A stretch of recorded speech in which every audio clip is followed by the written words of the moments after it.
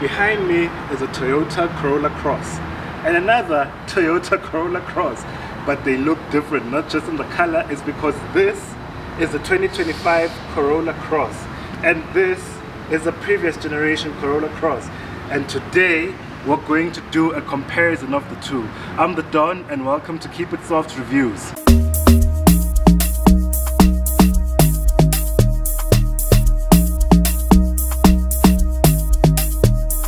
Let's start off with the obvious. Honeycomb grill. This is going to divide people, but once you see it in the metal, you get used to it. I saw it in pictures and I was like, you know what?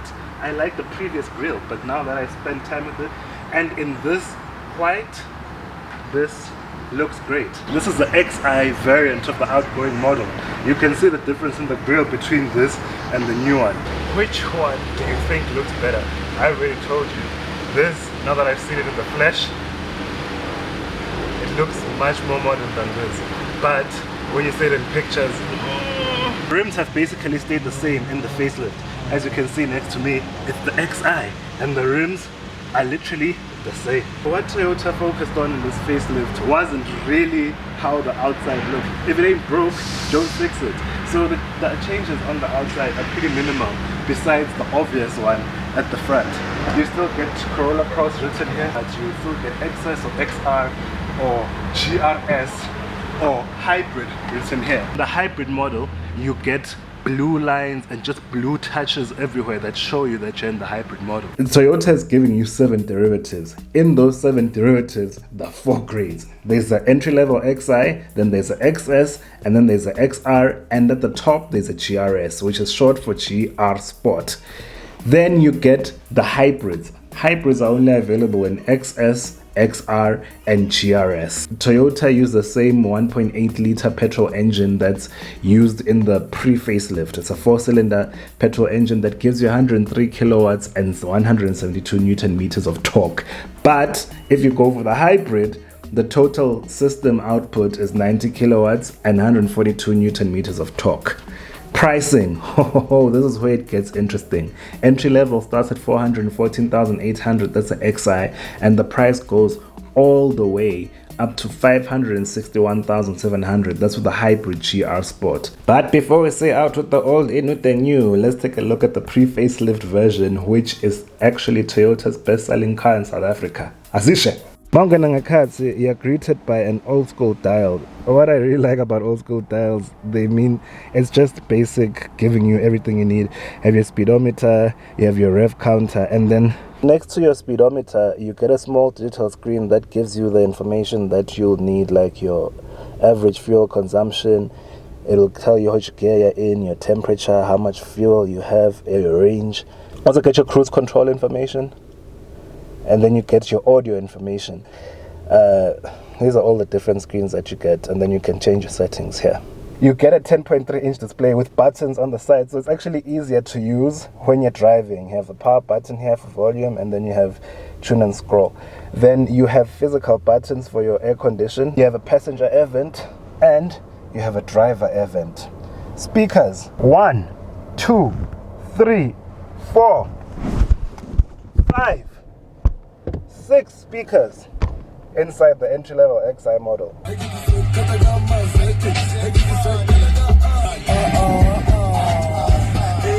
Your gear stick here, you have 2 cup holders in the middle, and then you have a USB port here. This is just in the XI entry level. The reason why I decided to just do the XI and the XS is because most people buy the XS or the XR, and I couldn't get a version of the previous gen XS to then compare apples for apples. Now in the back of the Toyota Corolla Cross XI, this is a compact mid-size family SUV, and this is how much of me fits when I'm lying back. This is in the driver's position, and this is the legroom that I have. The seats are in a good position for me to be able to travel long distance. Yes, I don't have the greatest legroom, but I have so much headroom. I also like the fact that Toyota in the Corolla Cross has black headlining, so it's not going to get those marks and the dirt and stuff like that that the gray or lighter headlinings usually get. You also get ISOFIX points on the outer rear seats. I think you can fit 2 adults in here comfortably, but 3 might be a squeeze. But if you're a small family, I'm sure a little Ngwenyas can fit in between the 2 adults. In the XI, you don't get anything here. No USB ports, no aircon, nothing in the XI. Electric windows and a convenient cup holder on the door. There's nothing to pull out here where usually cup holders go. Toyota has cleverly put them on the door. You don't get any seat back pockets, but that's okay. Electric windows all around at the front and at the back. You get a leatherette on the armrest and then plastic next to that. Another thing, I'm sitting inside here. When I open the door, can you hear the noise outside? As soon as you close it, the insulation is quite good for when the car is still. I didn't get a chance to drive the car, so I can't comment on the road noise levels, but I don't expect this to feel flimsy or be loud. It's a Toyota after all, and Toyota is known for their build quality. Something that stayed the same across the range is your boot space. I'm actually pretty comfortable here. Why buy a house when I can just sleep in this boot comfortably? I'm actually very comfortable in this boot. I didn't even have to squeeze in or anything like that. This is how much boot space the Toyota Corolla Cross has. Besides that honeycomb grille, in the XR and GRS you get new LED headlights and you also get new colors. Other things that are updated are an electric tailgate, which you get in the XR and GRS. In the XS and the XR you can get leather. You can choose black or terra rosa. I guess that's red. The XI has rear parking sensors. When you move into the XS, then you get front parking sensors in addition to the back sensors that you get in the XI. Join me in the facelift! Oh! These leather seats. Well, it's the same seats as before, just that now they're cladded in leather in the XS. The seating position is fine. You can manually adjust the seat. You can take it up, you can take it down, and you can find a good driving position. Another big difference from previously to now in the facelift. Hello, digital cluster. In the XS, your speedometer is digital. The other two where you see your fuel and your engine temperature and also your rev counter, that's not digital. Nice thing though is in the screen you still get, on the previous generation, what was on the side, that small screen, you get it here, and have the same options in between. Upgrade is you can get Apple CarPlay in the infotainment screen. So you can't get Android Auto, but you can get Apple CarPlay. See, Apple CarPlay, no Android Auto. Boo! Boo!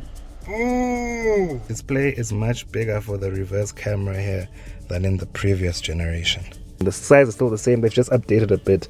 The buttons are now underneath, which there's not like an array of buttons here. The buttons are now underneath for your volume, to go home, to go back, to switch it on and off, to mute.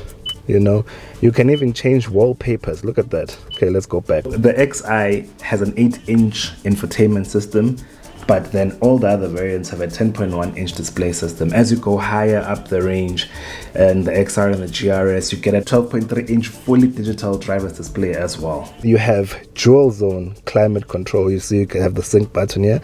So you have dual zone climate control in the XS. Same thing as the pre-facelift. You have the air vent there for the passenger, the 2 air vents which are on the side of the hazards. You have auto air conditioning, but again, dual zone. Then you still have physical buttons, which is nice, to control the air conditioner, and then you have a display which shows you the speed of your aircon. The steering wheel still the same with the manual adjustment, but you still have the buttons for the cruise control and to do the settings on the screen.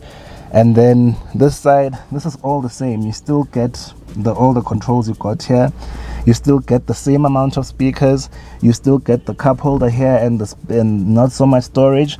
The difference between this and the previous, the pre-facelift XI is here you get a brown leather, but the seats are black leather with this cloth trim. You still get the black headliner. Guys, I'm such a stickler for black headlining. I love it so much. you get a USB-C here. On the previous gen you got a USB-A. Here you get ESC control on or off. You now get a a button for your parking brake and the auto hold. Before, your parking brake was here on your foot. Like, this is 1998. Thank God Toyota updated that. You get the same armrest here as in the previous gen. You get a 12 volt socket here. There's not that much storage in here, but it's on the armrest. The armrest can move back and forward. That's a nice touch. Storage this side, same as the driver. And then you get a cubby hole, which has quite enough storage for me. I mean, there's not a lot that you put in a cubby hole. Move a back seat, baby, passenger. Front seat is in my driving position, and again, this is a legroom you get. Look now, we've got storage behind the seat. We still have the smartly placed cup holders here. You have that brown leather that continues on the armrest. You have your speaker down here. But now, look at this. Look at this. Evans at the back. And 2 USB-Cs. Tango Toyota. The inside didn't change. I just think it's how these seats are. But I have a bit more leg room. Headroom is still very generous. It's hot in here. I haven't switched the aircon on, but it's hot in here. You still get ISOFIX at the back. This is all below 480,000 for the XS. I think the XS is a winner because it gives you a lot of value for money. I think that's why people end up going for the XS over the other variants. But I think this is good value for money. Will give Toyota a more of a competitive edge because they have the legacy as a brand. You know that they say you buy a Toyota and you'll last. So they have that. Now they have a product which is quite compelling compared to its competitors like the Haval Jolion, the Cherry Tiggo 7 and the Cherry Tiggo Cross. You have things like the VW T-Cross. You know, they've come with a compelling product. The biggest thing is the leather seats and the change in the infotainment system. Very cleverly done. So my final thoughts on the updated, facelifted Toyota Corolla Cross. I think I've said this probably twice already in my video. I like the changes that Toyota has done to the facelift. They didn't just slap on a bunch of features or just do an outrageous change and then boom, slap a big price tag on the car. They've actually taken feedback from the market and from their customers and cleverly put updates into the car. There's a product you should consider. It comes standard with a 6-service, 90,000 kilometer service plan. You get a 3-year, 100,000 kilometer warranty, and on the hybrid versions, additionally, you get 8-year warranty on the battery.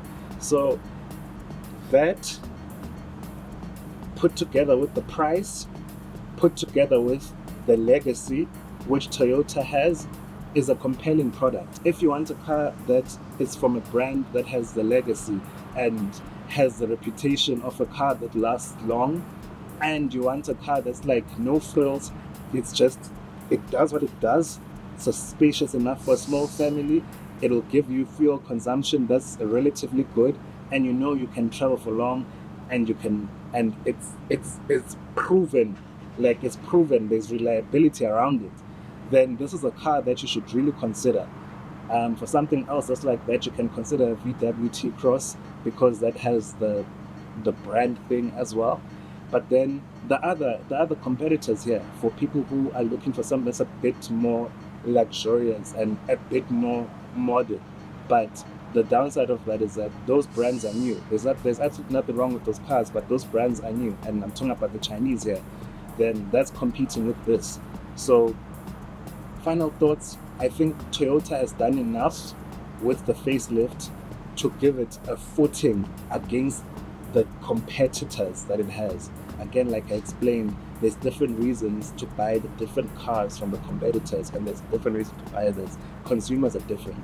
Some consider things that others don't, and that's why, in my opinion, this product from Toyota is a very good option. I'm the Don, and this has been a Keep It Soft side-by-side comparison of the pre-facelift Toyota Cross and the new Toyota Cross. Please subscribe and help me grow.